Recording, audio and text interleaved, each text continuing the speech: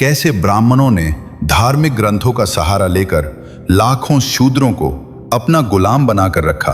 कहा गया कि यह व्यवस्था ईश्वर द्वारा बनाई गई है, इसलिए उस पर प्रश्न करना पाप है। यहीं से शुरू होती है वो कहानी जिसने भारत के समाज को केवल वर्गों में नहीं बल्कि ऊंच नीच की जंजीरों में बांध दिया। ये कहानी केवल आस्था की नहीं है बल्कि सत्ता, नियंत्रण और शोषण की भी है। और इस कहानी का केंद्र है ब्रह्मा और वेदों की वह व्याख्या जिसे कुछ वर्गों ने अपने हित में इस्तेमाल किया। कथा के अनुसार ब्रह्मा जी ने अपने मुख से ब्राह्मणों को उत्पन्न किया। इसके बाद ब्रह्मा जी ने अपनी दोनों भुजाओं से क्षत्रियों को बनाया ताकि वे समाज की रक्षा और व्यवस्था बनाए रखें। फिर ब्रह्मा जी ने अपनी जंघाओं से वैश्यों को उत्पन्न किया, जिनका कार्य समाज के भरण पोषण और व्यवस्था को चलाना बताया गया। अंत में ब्रह्मा जी ने अपने दोनों चरणों से शूद्रों को उत्पन्न किया ताकि वे सेवा और श्रम के माध्यम से समाज को स्थिरता प्रदान करें। इस प्रकार कथा में कहा गया है कि ब्रह्मा जी ने अपने मुख, भुजाओं, जंघाओं और चरणों से समाज के चारों वर्गों की रचना की। इन्हीं ग्रंथों के आधार पर ब्राह्मणों और पंडितों ने यह दिखाने की कोशिश की कि जो विशेष अधिकार उन्हें प्राप्त हैं वे किसी मनुष्य द्वारा नहीं बल्कि सीधे देवताओं और ब्रह्मा द्वारा दिए गए हैं। यह प्रचार जानबूझकर उस समय के अनपढ़ समाज, विशेषकर शूद्र और अछूत समुदायों के बीच फैलाया गया ताकि उनके मन में यह बात बैठा दी जाए कि उनकी स्थिति ईश्वर की इच्छा है और इसे बदलना पाप ही नहीं बल्कि ईश्वर के खिलाफ जाना है। इसी सोच के जरिए उनके दिमाग में गुलामी के बीज बोए गए। इन ग्रंथों में यह भी लिखा गया और प्रचारित किया गया कि शूद्रों को ब्रह्मा ने केवल इसलिए बनाया है ताकि वे ब्राह्मणों, पंडितों और पुरोहितों की सेवा कर सकें। उन्हें यह सिखाया गया कि उनका जीवन तभी सार्थक हो सकता है जब वे पंडितों और पुरोहितों की हर बात माने, उनके आदेशों का पालन करें और उनके खिलाफ अपनी इच्छा से कोई भी काम न करे। यह तक कहा गया कि यदि शूद्र ब्राह्मणों की मर्जी के खिलाफ गए तो वे अपने ईश्वर को कभी प्राप्त नहीं कर सकते। इस तरह ब्राह्मणों, पंडितों और पुरोहितों ने यह धारणा बना दी कि ईश्वर तक पहुंचने का रास्ता उन्हीं के माध्यम से है। शूद्रों और अछूतों को यह विश्वास दिलाया गया कि उनका उद्धार तभी संभव है जब वे खुद को पूरी तरह ब्राह्मणों की सेवा में समर्पित कर दें। धीरे धीरे यह धार्मिक शिक्षा नहीं बल्कि मानसिक नियंत्रण का साधन बन गई, जिसने शूद्रों को सवाल करने से रोक दिया। ब्राह्मणों और पुरोहितों ने अपने निजी फायदे के लिए शूद्रों और अछूतों को अपना गुलाम बना लिया। उन्होंने यह भूलते हुए कि ब्रह्मा द्वारा निर्मित इस संसार की हर वस्तु पर हर मनुष्य का बराबर अधिकार है, ग्रंथों के सहारे झूठी व्यवस्थाओं का निर्माण किया। इन ग्रंथों में खुद को सर्वश्रेष्ठ बताया गया और शूद्रों व अछूतों को बराबरी का दर्जा देने से साफ इनकार कर दिया गया। जहां हर मनुष्य को समान अधिकार मिलना चाहिए था, वहां शूद्रों और अछूतों को केवल सेवा और गुलामी के लिए रखा गया। उन्हें बताया गया कि वे उच्च जातियों के बराबर नहीं हैं बल्कि उनके अधीन हैं। जिस वस्तु पर हर इंसान का समान हक था, उस वस्तु को शूद्रों के छूने तक पर मनाही कर दी गई। पानी, मंदिर, शिक्षा और सम्मान सब पर प्रतिबंध लगाए गए। इस पूरी व्यवस्था में ब्रह्मा, देवताओं और ग्रंथों का नाम लेकर ऐसा झूठा धार्मिक ढांचा खड़ा किया गया जिसमें अन्याय को धर्म और शोषण को ईश्वरीय नियम बताया गया। शूद्रों और अछूतों को यह मानने पर मजबूर किया गया कि उनका जन्म ही दूसरों की सेवा के लिए हुआ है और यही उनका धर्म है। इस तरह धर्म का इस्तेमाल इंसान को इंसान का गुलाम बनाने के लिए किया गया। धार्मिक ग्रंथों की एक खास व्याख्या के आधार पर समाज ने यह तय कर लिया कि कुछ जातियां इंसान नहीं, पाप हैं। शूद्रों और अछूतों को छूना ही नहीं, उन्हें सुनना तक अपवित्र बताया गया। यही विचार पीढ़ी दर पीढ़ी फैलाया गया ताकि अन्याय को धर्म का नाम दिया जा सके। इसी अमानवीय व्यवस्था के बीच एक ऐसा समय था जब छुआछूत अपनी चरम सीमा पर थी। उसी अंधकार में जन्म हुआ एक बच्चे का, जिसे समाज ने पैदा होते ही अछूत कहकर ठुकरा दिया। उसका नाम था भीमराव रामजी अंबेडकर। समाज ने उससे कहा, तू अछूत, तेरा छूना भी पाप है। महार जाति में जन्मा एक मासूम जिसका बचपन किताबों से ज्यादा तिरस्कार में बीता, वो स्कूल जाता था पर चटाई नहीं मिलती थी, प्यास लगती थी तो पानी नहीं मिलता था।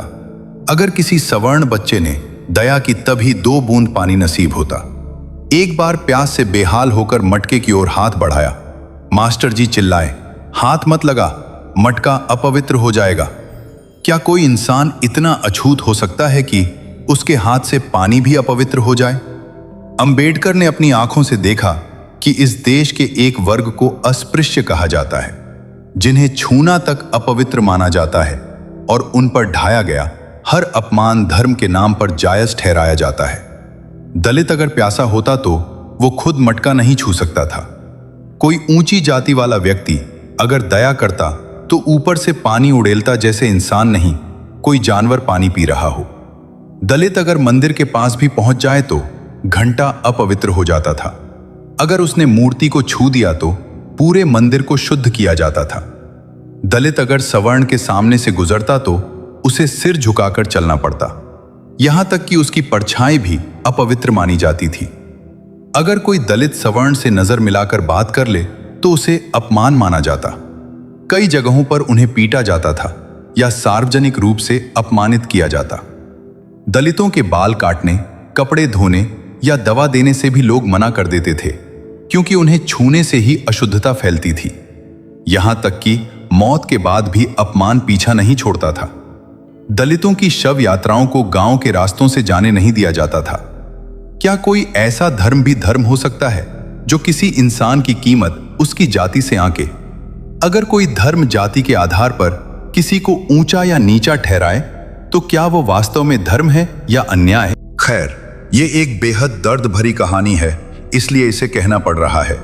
उस समय समाज में शूद्रों और अछूतों पर ऐसे ऐसे भयानक जुर्म किए जाते थे जिनका दर्द उन्हें बिना किसी शिकायत के सहना पड़ता था। ब्राह्मणों और पुरोहितों के इलाकों में अगर किसी अछूत को जाना पड़ जाए तो यह अपने आप में एक बड़ी मुसीबत होती थी। हर कदम पर डर, अपमान और जान का खतरा बना रहता था।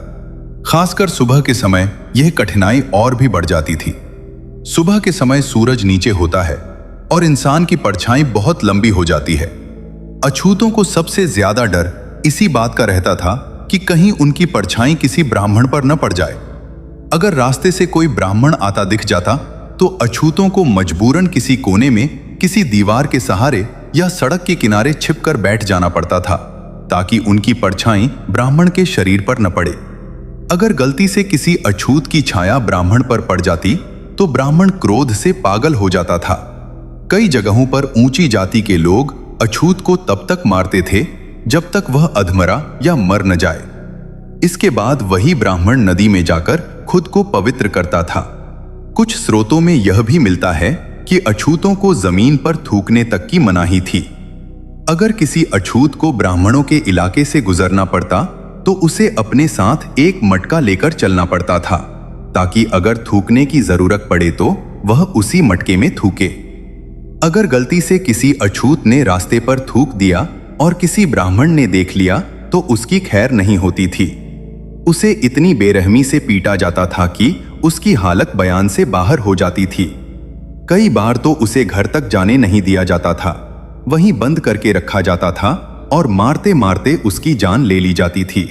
जिन ग्रंथों का हवाला देकर ब्राह्मणों और पुरोहितों ने शूद्रों और अछूतों को गुलाम बनाया, उन्हीं ग्रंथों में यह लिखा गया कि ब्रह्मा ने अछूतों और शूद्रों को अपने पैरों से पैदा किया ताकि वे ब्राह्मणों और पुरोहितों की सेवा कर सकें। यही कहानियां और यही व्याख्याएं समाज में फैलाई गईं ताकि शूद्र और अछूत अपनी गुलामी को ईश्वरीय व्यवस्था मान ले और उसके खिलाफ कभी सवाल न करें। लेकिन जब पश्चिमी देशों जैसे अमेरिका और फ्रांस में गुलामी प्रथा पर रोक लगाई गई तो ये सवाल अपने आप खड़ा हो गया।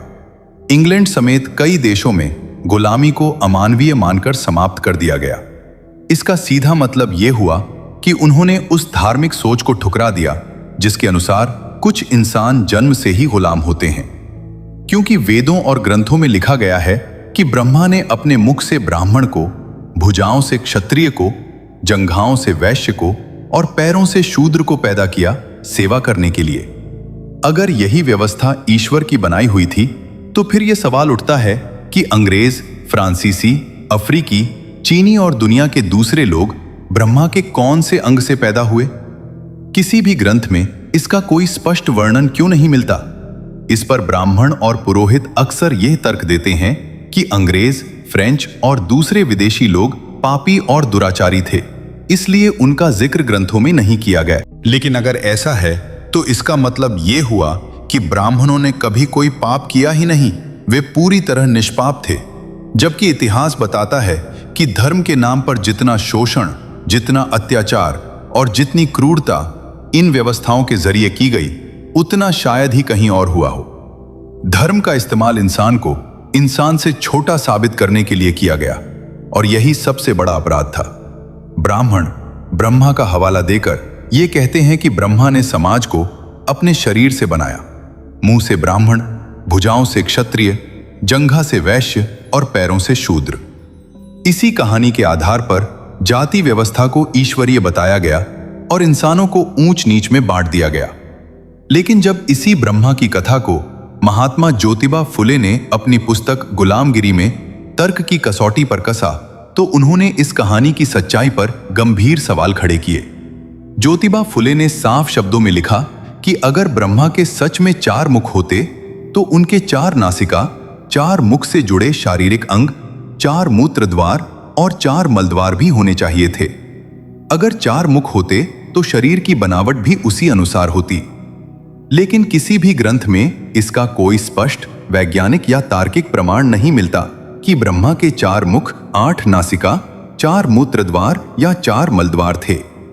यह पूरी कथा केवल कल्पना और मनगढ़ंत कहानी प्रतीत होती है, जिसे समाज को नियंत्रित करने के लिए कहा गया।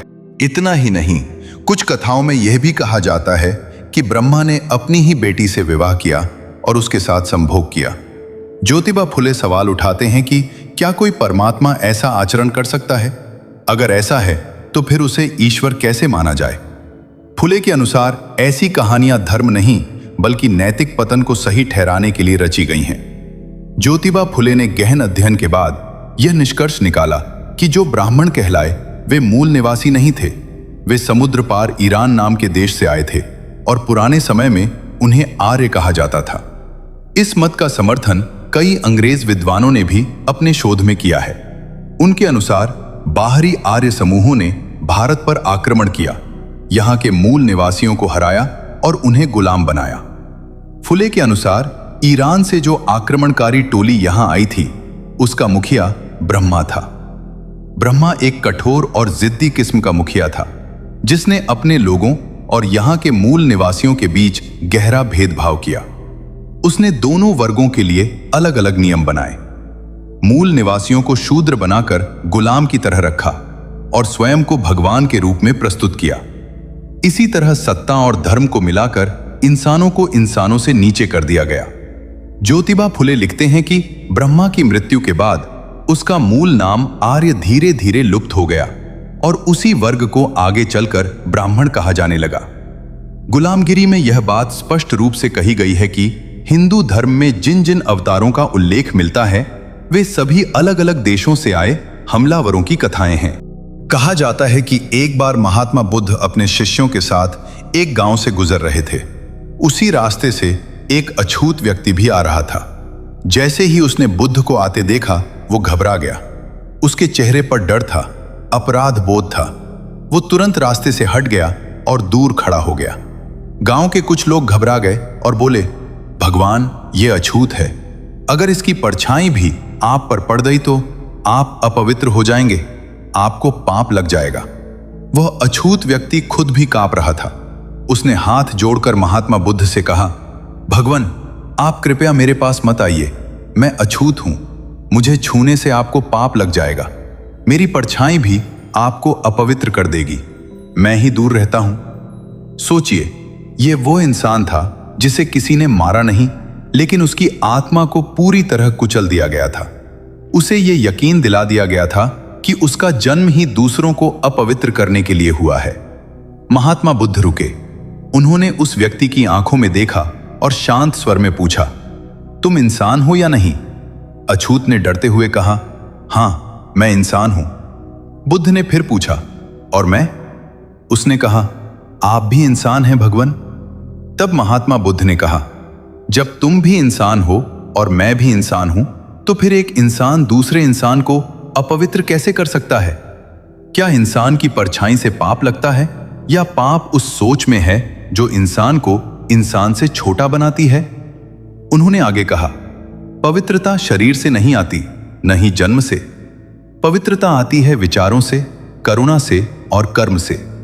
अगर किसी इंसान को नीचा समझना धर्म है, तो वह धर्म नहीं, अज्ञान है। बुद्ध ने गांव वालों से कहा, जिस दिन तुमने इंसान को इंसान की तरह देखना सीख लिया, उसी दिन सच्चा धर्म जन्म लेगा। और जिस दिन तुमने जाति के आधार पर इंसान को अपवित्र कहना शुरू किया, उसी दिन धर्म मर गया। ये बातें सिर्फ उस अछूत के लिए नहीं थी, बल्कि उस पूरी व्यवस्था के लिए थीं, जिसने सदियों से इंसानों को डर और हीन भावना में जकड़ रखा था। ब्राह्मणों और पुरोहितों ने शूद्रों की मानसिकता इस हद तक तोड़ दी थी कि उन्हें खुद ही लगने लगा था, हम अपवित्र हैं। वे खुद को छूने से डरते थे, अपनी परछाई से डरते थे, और सबसे ज्यादा खुद से डरते थे। ये गुलामी लोहे की जंजीरों से नहीं, धर्म के नाम पर दिमाग में डाली गई जंजीरों से बनाई गई थी।